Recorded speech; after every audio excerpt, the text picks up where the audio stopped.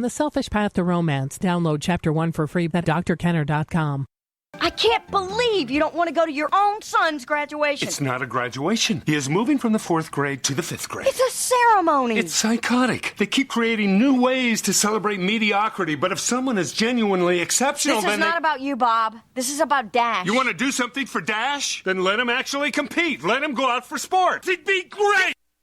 Okay, that's from The Incredibles. And have you been in one of those situations where you're put in the position where you're forced to celebrate something that is just mediocre? There's nothing great about it. You know, your kid's graduating from learning the letter A. Now, I know it's not quite that bad, but you just feel like they're softening the culture in a way that's not healthy. How do you get around that? Well, you let your kids compete. And not that they have to put another person down, but they can become the best they can become. I love that movie, The Incredibles. I'm Dr. Ellen Kenner. My show's The Rational Basis of Happiness. And that means that your happiness matters and you want to take it seriously and figure out the things that will put a smile on your own face and will make you feel like you're reaching your long-range goals and that you're taking care of yourself, you're minding the shop. And you can call me with any issues that are on your mind. My number's toll-free, 1-877-Dr. That's toll-free, 1-877-DRKENNER. I'm a clinical psychologist, and my show's The Rational Basis of Happiness. And right now we're turning to the phones and talking with Cody. Cody, welcome to the show. How you doing, ma'am? Very good. What are you dealing with, Cody? Well, me and my wife are having anger issues. It's mostly her anger, and I'm trying to figure out a way that we can cope with that anger instead of ending up in a really broad fight about everything that's in our lives. Okay, give me a very brief snapshot of one of the recent fights you had that really got out of hand. Okay, last night, I forget that I have a really bad habit of leaving my glass beside the bed at night, and she's really anal about it, leaving things around the house.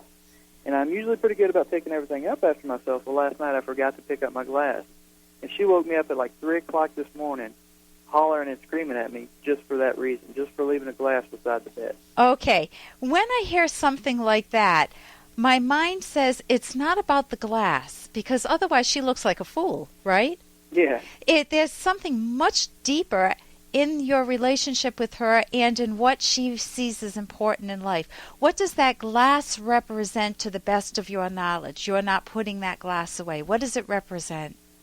I think it represents like me not, doing enough for her. That's what I see it as. Is there some truth in that?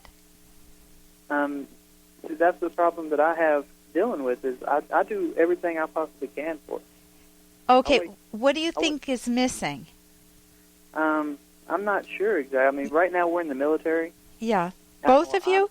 No, ma'am, I am. Okay. And I just returned from overseas. Okay, thank you for your service. It's an incredible risk you take. What do you do when you say the military? Coast Guard. Coast Guard, okay. And you were overseas where? I was in the Persian Gulf on a U.S. Coast Guard cutter. Yeah, I'm sure you had some scary moments. A couple. Yeah, I want to give you the time for you and your wife, though. So tell me, she's feeling like you don't do enough for her. Yes, ma'am. And what do you think? What is it that she wants? You know her. How long have you been married? We've been married since June. Since June, so you may not know her so well. You're both kind of feeling each other out. And you've been away for how long? Well, I was away for 6 months. So since June, you've been away for 6 months? No, ma'am. I was away before we got married. And okay. I returned, and I've noticed it ever since then.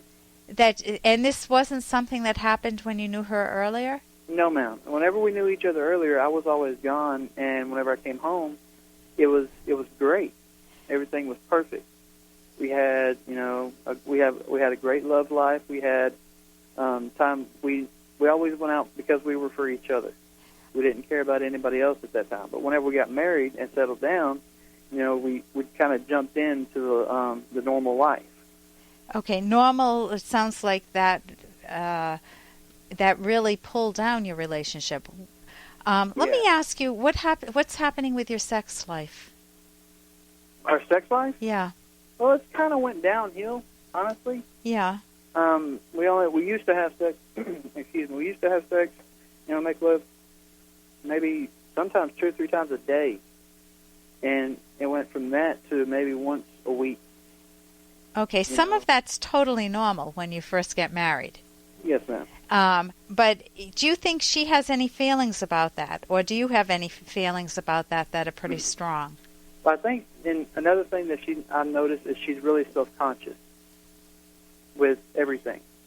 She's always worried about me, going out and doing everything else, and she's worried about me cheating on her. Where do you think that comes from? Is there a history of your having cheated on her or someone else? No, ma'am. Has she cheated on anyone? Has she cheated on you or in a former relationship? Not that I know of. Okay, so she's insecure. Yes, ma'am. Okay, let me get back to the anger. Anger is an emotion that says that she's experiencing something very important as not fair. And when she picks on the cup that you left beside the bed and didn't put away, and you're calling her anal, like she's got all these petty things that she wants you to do, those are typically surface things, and you want to get to the core. What are the key things that your wife feels are not fair in the relationship from her perspective? In reality, they may be totally fair. But from her perspective, what might she be perceiving as unfair? That she has to come up, excuse me, and something like that she has to remind me to pick something up, or... Well, what is that? Is it that she feels she's not visible or valued or important enough to you? That if you pick up the cup, it means you love her, you value her, you care her, you pay attention, and if you don't, that's her proof that you just don't care. Yes, ma'am. To me, that's what I'm trying to get to, is like if I don't pick up the glass, it means like I don't listen to her. So she's putting an awful lot of emphasis on the glass. What do you think she would like you to hear? Does she want more time with you? Does she need you to tell her how much you love her more? What's her love language? Does she like flowers? Does she like help around the house? What does she value most? Oh, she loves everything like that. And whenever I try to do it, it seems like whenever I wake up with her in the morning, she's a registered nurse. Yeah. And she has to drive an hour to work every morning. So I get up with her every morning, and I still have to get up and go to work. I get up with her, I make her breakfast, or I'll get her clothes set out for her while she takes a shower. And she, does her morning routine, and she goes and, has her day. Usually during that time period, she's, lovey-doveying all in great. But if she sees something that sets her off, that's whenever, she has those spats. Okay. Do you have the ability to hold on a little bit? Because yes, we have ma'am. to go to break right now. During break, think about where in her past this may come from. Maybe her family of origin. What did she grow up with? I'm Dr. Ellen Kenner. You're listening to The Rational Basis, and we'll be back right after these words. Here's an excerpt from The Selfish Path to Romance, the Serious Romance Guidebook by clinical psychologist Dr. Ellen Kenner and co-author Dr. Edwin Locke. In deciding whether to forgive your partner for an injustice, consider, is the problem reversible? Adultery and serious injury due to drunk driving are not reversible.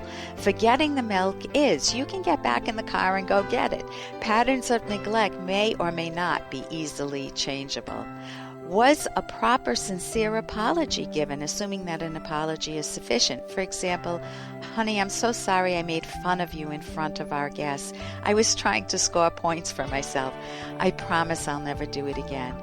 Any meaningful apology has to be backed up by subsequent behavior that is consistent with it.